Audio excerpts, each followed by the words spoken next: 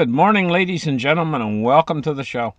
Glad to have you guys here this 27th of December. I hope you guys had a great Christmas. Today is December the 27th. It's a Wednesday. Thank you for tuning in. Let's get started. Let's take a look at what's going on.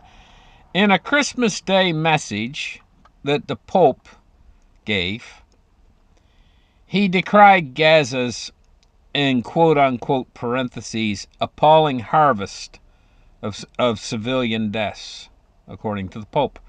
It says Vatican City. Pope Francis said in his Christmas message on Monday that the children dying in wars, including in Gaza, are little Jesuses of today. Yeah, that's what it says. My eyes, I need glasses sometimes to see some things, but it says that Israeli strikes there were reaping an appalling harvest of innocent civilians. Moving on, taking a look, we see the Houthis are at it. The Houthis have vowed to target Israeli-linked ships in the region. So, the Houthis are targeting Israeli-linked ships, and listen, there's been two giant explosions, two big blasts reported near Yemen's coast in the Red Sea. Don't know what those big blasts are yet. It could be something that could trigger something larger. We just don't know yet, so we're going to have to wait and find out what that is. Now, here is something interesting I come across, and I verified it. I went out and I found about a dozen other news articles indicating that this is true. There's an infection in Gaza right now. And it's not an ordinary type infection. It's a fungal infection. And it's already killed one Israeli troop, and there's 10 others that are severely affected. So it's spreading, and it's spreading fast. It's fungus. They've often said about, now I've heard this. This is what I've heard, that when they talk about a zombie virus,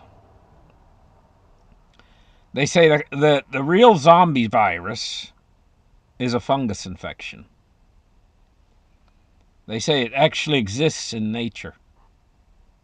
It's a fungus. And that's why it moves so fast.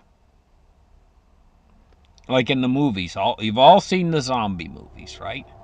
And you notice how when people get infected with the zombie virus in the movies, they turn into a zombie in a matter of hours.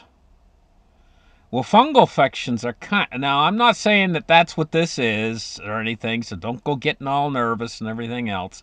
This is a fungal infection. But what I can tell you about fungal infections is they can move awfully, awfully fast, unlike other kinds of infections. It's actually, what it actually is, it's like mushrooms.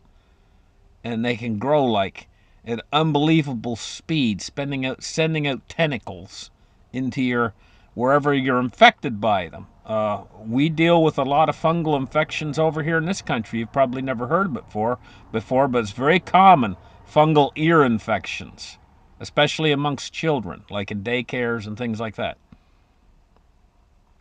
And but they're not extremely. Maybe this is something new.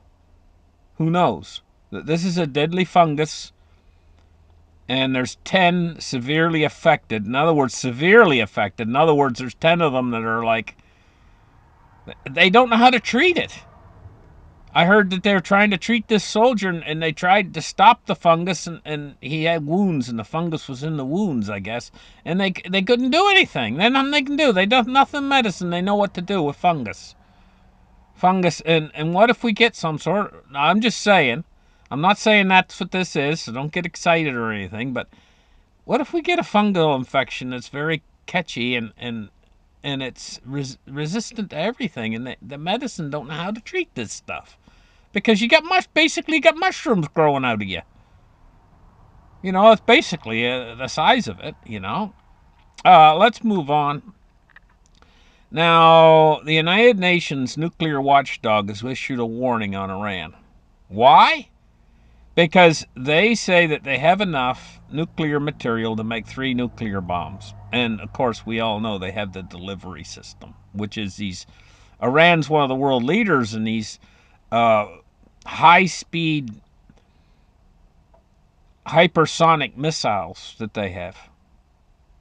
They have hypersonic missiles that probably, I heard Mach whatever, I think it's Mach 10 or something. I've heard that's tremendous, and they got evasion capabilities and everything in these missiles and stuff, and so they got enough material to make 3 nuclear bombs. I mean, maybe, I mean, who knows? Could they already have made some? Nobody's got a finger on this either. Like just like the fungus, doctors don't know how to treat fungus. Well, nobody's got a handle on what to do about this or how many nukes they might have or anything. There's a whole bunch of things out there in the world, and people don't know this. They think, oh, we always get the answer for everything. You know, they think, oh, government has the answer, or scientists have the answer, or doctors have the answer. Or they always look to somebody else to have the answer to everything. But sometimes they don't have the answer yet on a number of things out there in the world right now. There is no solution. There is no answer. Things like fungal infections, they're very limited in their knowledge and knowing how to treat it. And how what do you do about countries that are becoming nuclear powers? What do you do about stopping them from becoming nuclear powers? There's no answers to a lot of things out there in the world. You know.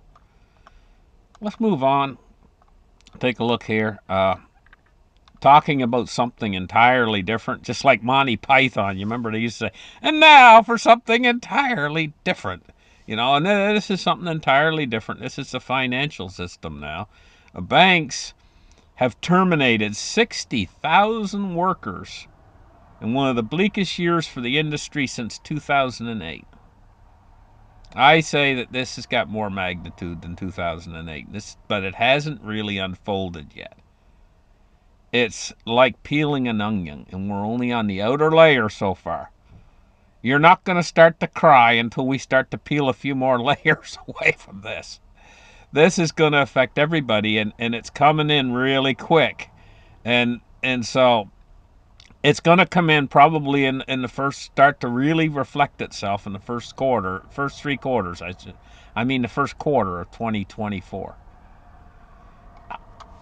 Honest to gosh, guys, we're headed toward the end of this year, and 2024 is just like opening up Pandora's. Well, it's kind of like getting a surprise, on your door. It's going to be like getting a surprise on your doorstep at Halloween. When the kids, they put something inside a paper bag. I'm not going to say what they put in the paper bag. They light it on fire with a cigarette lighter, and then they ring the doorbell and they run. That's 2024 for us. It I'm telling you guys, this is setting up to be one heck of a year. I don't know whether to celebrate on New Year's that night or cry. Honest to gosh. So the banks here, I mean, they're not firing 60,000 workers for nothing. They can't make any money. They're not lending any money out. That's how banks make money, is by lending money out. They're not lending any money out. And so I think what's happening is interest rates on the long end were getting really high, you know? And I think that the interest rates on the long end suddenly have come down now. And I'm saying to myself, what in the heck's going on? Because that's called yield curve control if the government does that. And I've been talking about yield curve control for years. If they take the long end of the yield curve and they start to control those yields on the long end of the yield curve, as well as they control the overnight rate, That's called yield curve control. And I'm very suspicious about what's going on in the bond market, because that would help to the whole that would make more looser financial conditions without them saying that they're making looser financial conditions. Let's get in there and take a look. I mean, U.S. 30-year tumbles back below 4% as financial conditions are the loosest since May of 2022. Now, debt is priced on the 30-year, 10-year, and they're both dropping. And I'm like, what the heck's going on here? Who's buying that crap? Could it be yield curve control on the QT? In other words, they're not telling us they're doing it, but they're doing it somehow, some way, but we can't find out how, because it would appear like they're not fighting inflation. And in fact, I mean, if they kept it secret, then nobody would know that they're not on this big fight for inflation. But see, that would be moving in the opposite direction. It's like, I tell you what it's like. You got somebody that's on My 600-Pound Life, on TLC's show that they do with all the really, really big people, and maybe there's some lady on there and she ain't losing weight. Well, the doctor now, he knows that she's not losing weight because she's sneaking food. And she says, oh, I've been following my diet religiously, and I've been not eating this, doing this, doing this. And she's sitting there, and he says, well, you've gained 50 pounds. And she's like, but I've been following my diet. And he's like, he ain't buying it. He ain't buying it. And that's kind of with this, I mean, 30 years yields tumbling, the 10-year yields tumbling. I'm saying, what's up with this? What's up with it? India has deployed 3 warships to the waters near Iran. Now, you remember just a couple days ago, and that there was a ship attacked in the Indian Ocean on my shows I did. Well, that's big because it's not in the Red Sea area. It's up in the Indian Ocean area, up near Iran. And India is responding, and they're sending 3 warships to the waters near Iran. Can't you see how this thing is escalating? Day by day by day, this war in the Middle East is escalating. And it's getting ready to go it's getting on the verge. I can see it going this way. It's getting on the verge of becoming a full-scale regional war. Between how many different countries? I don't know. I mean, we got India sending 3 warships. We got all the coalition ships in that area in the Red Sea. We got the Houthis there.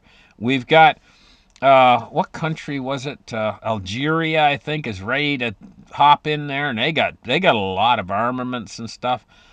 We got all these different countries in Europe, France, Italy, Spain, all these different countries, even Canadian ships in the area. Everybody's in that hotbed area.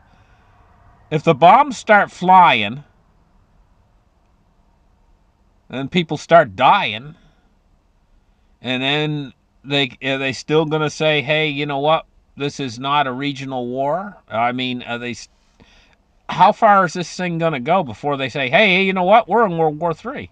Suddenly, all of a sudden, it dawns on us, when things escalate to a certain point.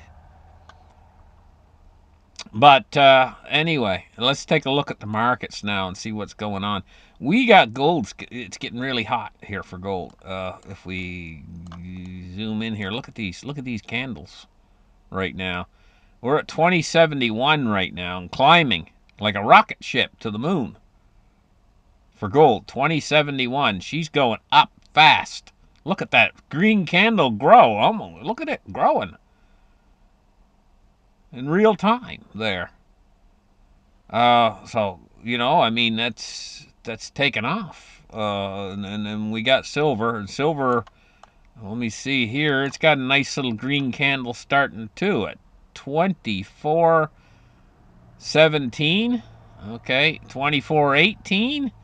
The second green candle growing there. 24.19. 24.20. Don't you guys love to see that? Look at that. 24.20. Oh, backed off a little bit. 24.19. Okay, but we got green candles happening today in gold and silver. So 24.20 for 24.21 for silver. Make it to 24.22. 24.21. 24.21. Do I hear 24.22? Okay. Now, cryptocurrency today. We see Bitcoin is at 42,856. Ethereum is at 2334. So Ethereum is doing really good. Ethereum's going up. Bitcoin's just a little bit stagnant, but we see the altcoins. Now, here's the thing, guys. When you really I've noticed this before in other bull markets with cryptocurrencies. When you're really in the bull market, you'll find that the altcoins take off. Bitcoin might not go quite as fast as the altcoins, but then when you're starting to come out of a cryptocurrency bull market, then they start pouring into Bitcoin, leaving the altcoins behind. Like, I've noticed that before, and so Bitcoin starts going up and the altcoins aren't doing so good. So right now the altcoins seem to be doing pretty good. Bitcoin is just kind of sitting there around 42,000 and change, or 43,000. And the altcoins are doing good. That means we're probably entering into a bull on this stuff right now. I think we're on the front side of a bull, I don't know.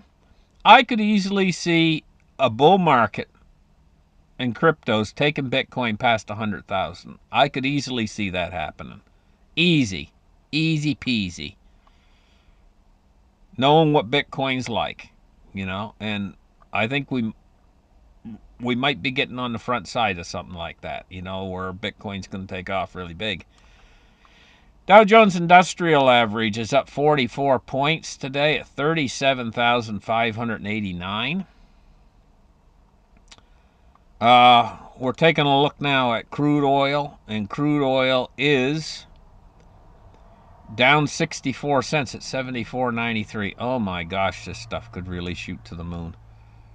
If anything happens with those Indian ships heading over there toward Iran, that's some old hobo smoking a cigarette at the gas station. That's what that is. And you know what could happen if the Strait of Hormuz gets cut off? Can we say $150 a barrel oil? $200 a barrel oil? And no supply. I shouldn't say no supply, but gas shortages. Bonds and rates right now, we're looking at, see, look at the long end. Look at it. Look at it, dropping. What the heck's going on? A 3.84 on the U.S. 10-year. This is loosening financial conditions. And who's doing that? Is this yield curve control? Who's buying so heavily in the long end of the yield curve? U.S. 30 years at 3.9. It's under 4% now. 3.99 in the U.S. 30 years, down 5.2 basis points today. What in the heck's going on? This is getting kind of unusual here. But it's having its effect upon the dollar. Take a look at this. Dollar at 101.6. And look at the dollar drop.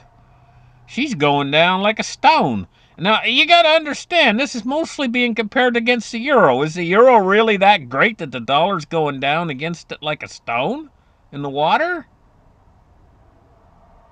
Why don't they compare it against gold?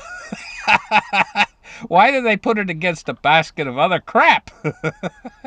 Anyway, listen, guys. Thank you guys for listening to my show. Hit that thumbs up button, guys. I forgot to say it at the start of the show. I really need you guys to hit the thumbs up button now. I got to go on a campaign over the next 2 weeks. what we need to do on this channel is increase the amount of thumbs up. Now, I should have done this on the start of the show and talked about this, and I will on my next show. I just forgot. But it is important for the YouTube algorithm.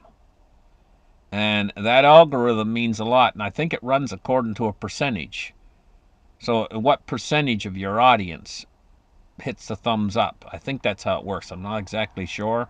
But it does trigger the algorithm somehow so I can gain more subscribers. And then maybe more people will prepare for this thing that's coming so that they don't have to suffer so much through whatever's coming. I mean, it could be big. I mean, you could wake up some morning and your power's out and it ain't coming on for the whole regional area is out. Like maybe your whole state is out. And it ain't coming on for weeks or months. And you go and everything shuts down around everything. And it's just like that movie, you know, that they just produced. What was it called? Leave Your Life Behind or something like that. You know, and so what happens is you don't know what's causing it, you don't know where it's coming from, and everybody's in the store trying to get the water because they know soon they're not going to have any water at home. The first thing you need to do is whatever pressure's left in your pipes, fill some tubs and buckets and whatever. But wouldn't it be nice to have really good drinking water already put away and reach more people so they maybe somebody might actually save somebody having some supplies put away. So you got to reach people on here. We're in a critical situation now, critical time where there's no more beating around the bush any longer. We got to get into the action now and get as many people to prepare as possible. Thank you guys for listening. Darn if this world isn't being mismanaged in 1,000 different ways by the people who are in charge of this world. They're mismanaging it in 1,000 different directions. And now, with wars coming into play, oh. Well, we'll catch you guys in the next show. Have a great afternoon. And you guys are the greatest. Thank you for listening to my shows. Bye-bye.